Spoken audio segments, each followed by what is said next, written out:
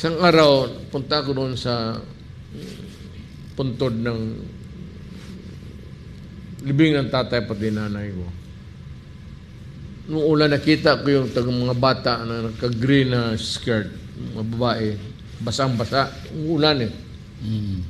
So tumatakbo sila papuntang doon sa likod sa squatters area.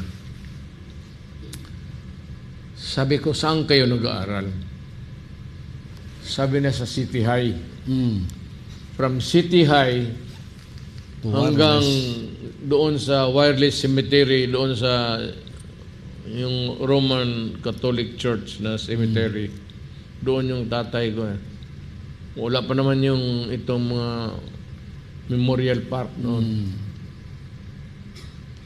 Nakita ko yung mga bata. Kawawa. Sabi ko, kaya yung DCWD, yung opisina ng tubig, doon, malaki. Tinignan ko kasi wala nang space eh. Sabi ko, DCWD alika. Yung water management. Sirain mo yung building mo dyan kay lagyan ko ng eskwelahan yan. Lagyan ko ng City High Extension. Maghanap kayo kung saan kayo maghanap ng umalis kayo dyan.